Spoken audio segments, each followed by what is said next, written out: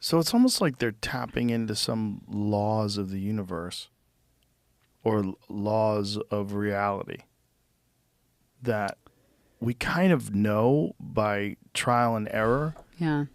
But we don't, I mean, all you need is love. This is always, love is a ubiquitous concept. It's like something that everybody always agrees is very important to life and happiness. Yeah. But we don't necessarily practice that culturally. Yeah. Or as a society. Yeah. I mean, but you go back to like all the ancient religious teachers and thoughts, right? Yeah. So much of it's about love and unity, and we're all one. And you might not realize this, but we're all one. And, it's been interesting. Like, there's a big question mark right now on how to do these tests and how to prove it. And when I brought that up to a few non-speakers, one of the questions is like, why do you need to prove this with instruments? Like the biggest spiritual gift, the most fascinating one is love. That will cause someone to jump into choppy waters and save someone and risk their own life. It's had mothers like have so much adrenaline they could lift up a car and save their baby. Like love is the superpower. Right. And it's like it's true. And they're like, why aren't you trying to measure love? And it's like, okay, good point. But still people want to measure telepathy. And then there brings up the question okay, well, is it best to do it like in a lab situation that can be really stressful, that can be filled with a lot of skeptical people and throwing that energy at you?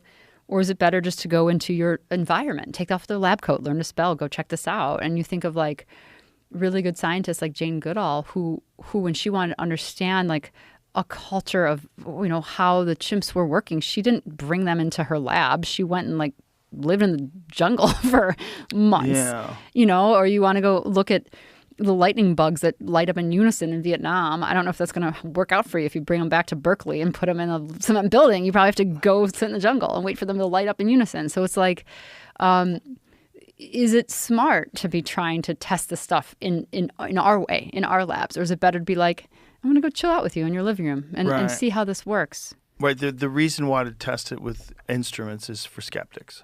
Right. So once we've all agreed that this is an actual phenomenon. This is a real thing. Yeah. Whatever this is real. Yeah.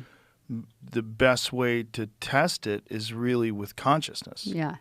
Yeah. And, I think about this a lot, like the skeptics, because again, like I've said, the families and teachers, the people are like, let's just move the science forward. We know what's happening. We need to know how, not why. Right. And I've thought about like how skeptics can hold back that research and science and like how much time do you give to them versus like just move on without them. And I was thinking about in the term of like in the olden days, right? Like if a Voyager was going out to discover new worlds and people are like, you can't go find something, the Earth is flat and you're going to fall off of it, or out there is the blah, blah, blah, blah. And someone comes back and is like, discovered Iceland, let's say. And it's like, oh my gosh, you would not believe it. Like geysers are coming out of the earth and there's black stone beaches and black sand beaches and northern light, whatever they were explaining. And they come back and some people will be like, wow, let's go explore it and find out more and, draw things of it. And some people might be like, don't go with them. Don't go. Don't even try it. They're making it up. It's not real. That couldn't exist. You're going to die if you go.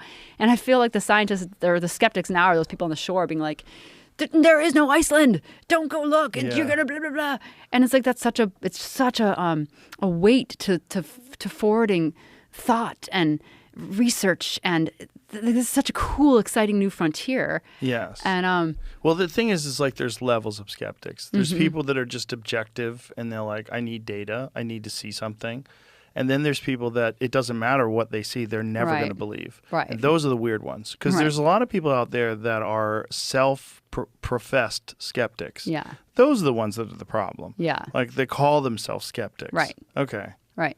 Well, how about just be objective? Right. Well, don't just be skeptical. Right. Because if you're completely skeptical and you're always looking for a negative, you're going to be biased by your own preconceived notions.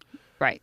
I mean, if you're only skeptical, you're a closed-minded believer is what you are. You're not open-minded. Right. You're as dogmatic as like as the next person who just believes their beliefs and won't look any further. This is it. Like that's not skeptical. Well, that's atheists. Right. And a lot of for a lot of there's different kinds of atheists too. There's some that I'd say they're self-professed atheists, but they're really more agnostic than anything. Yeah. But I would say I'm skeptical. Every time I hear something new, I'm like, can it be? That's got to be. Like, we got to go test this. I don't know. We got to we got to test it 4 or 5 more times. But like, Be an open-minded skeptic. Like I don't that's the even think only that's way you'll get to skeptical. Iceland. That's just objective. Right. Like, because Maybe, you hear yeah. about something completely novel and you're like, okay, what is it? What is that? Is this bullshit? Because you know bullshit. The bullshit's real. It's a Yeah. real thing. Like, that's Right. why skeptics are important. Or at Yes. least being skeptical is Yes. important because Yes.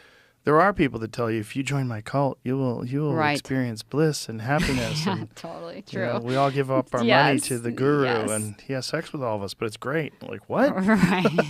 Totally.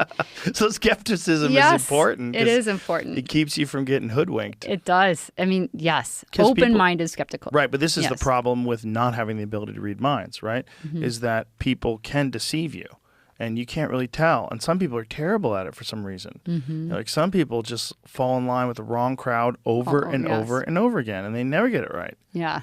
Yeah, that's so true. You have to be skeptical. Yeah. Or you have to be able to read people. Yeah. And what is reading people though, right? Like there's people that I've met that like right away I'm like, this person's broken. I got to get the fuck away from them. Mm-hmm. There's a famous story that with my friend Brian Callen, who's a hilarious comedian who always has the worst friends, always. And one time he showed up at this show that we were doing together with this gal that he was dating, and I met her for 5 seconds, and he'd always had the worst girlfriends. They were always just disasters. I go, get rid of this one, please. I go, trust me, you got to move. He's like, what are you talking about? I go, dude, she's crazy. This one's broken. And he's like, no. I go, dude, I am telling you right now. Turned out she's a meth head. He didn't know. She wound up being a prostitute. Like it was off the charts, but she was pretty, and he just thought she was friendly to him, and so she was fine. And I read her right away. I'm like, oh, everything's wrong here. Yeah. And he's like, how did you do that? And I'm like, I don't know. I just knew right away. You got to get away from her. Yeah. And he eventually one day ran into her after they had broken up. She was street walking. What? Yeah, like Oh. that crazy. Yeah. Poor thing. Poor thing, yeah. But it was like, I was like, that one's going to drag you down. Like, get out of there. Yeah. But I knew. I don't know how I knew. It's just Yeah. like, I mean, it was a simple exchange. Like, hi, nice to meet you. Nice to meet you, too. Like, what the fuck's going on here? It was like all my spidey senses were going off. Yeah. Yeah. Yeah.